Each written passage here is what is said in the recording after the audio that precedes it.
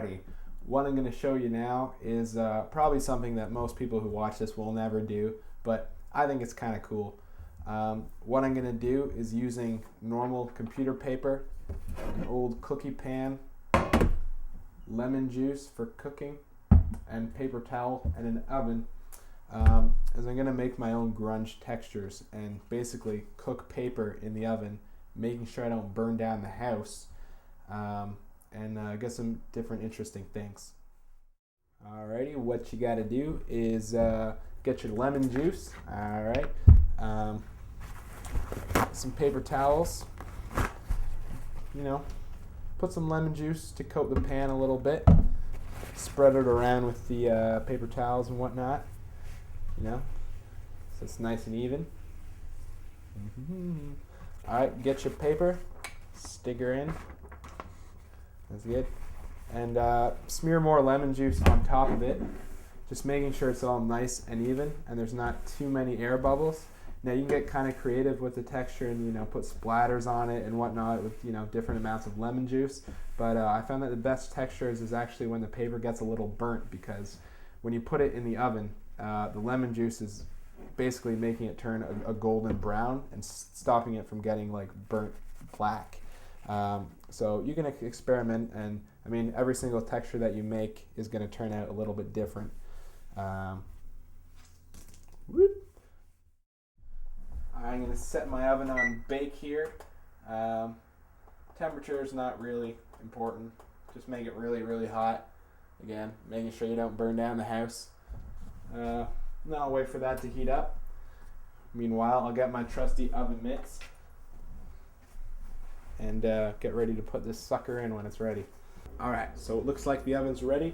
Don't worry about being a good cook, because the whole point of this is to make it look really messed up, and the only thing I can cook is Pop-Tarts anyway. So I'm just gonna put her in the oven. Oop.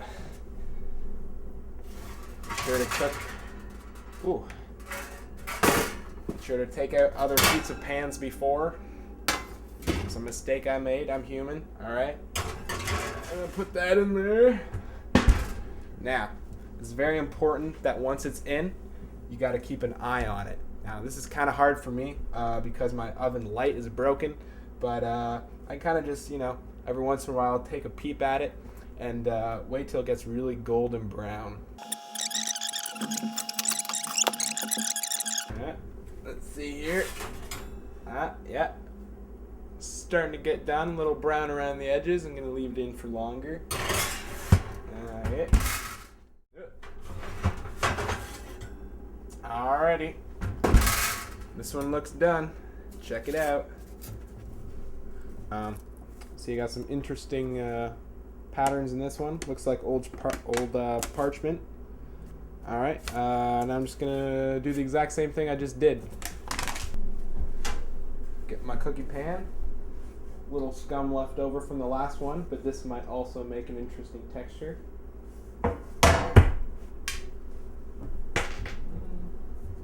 The old lemon juice.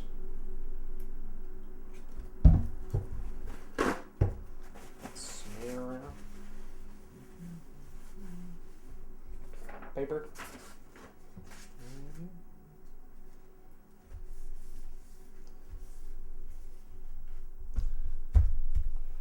So this time I'm going to put a little bit more lemon juice on it than last time, so there's almost like a little bit of a puddle.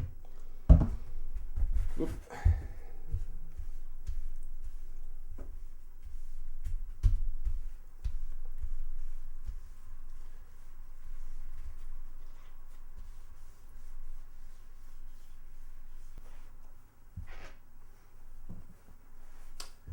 Alright, again. A little bit more than last time on this one.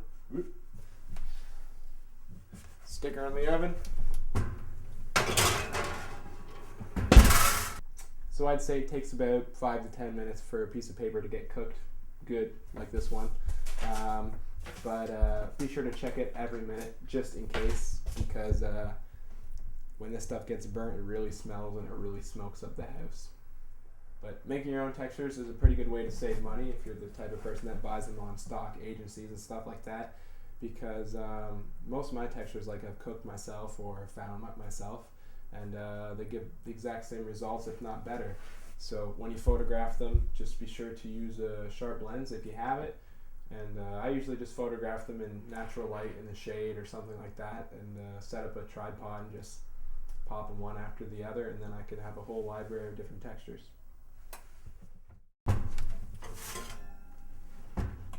Alright, let's see this one. Left this one in a little bit longer, so it got a little browner, but it's hot, careful. This is pretty interesting too. Got a few zigzags. To tell you the truth, I still like the first one better, but it's all trial and error and just trying different things. Another little cool thing you can do is that once you smear the lemon juice as usual around the picture pretty evenly, what you can do is get a piece of glass, and this is just, I stole it out of a picture frame from the dollar store, just popped it out, and if you put the glass on top of it and then cook it, you can get different results. So let's try this one.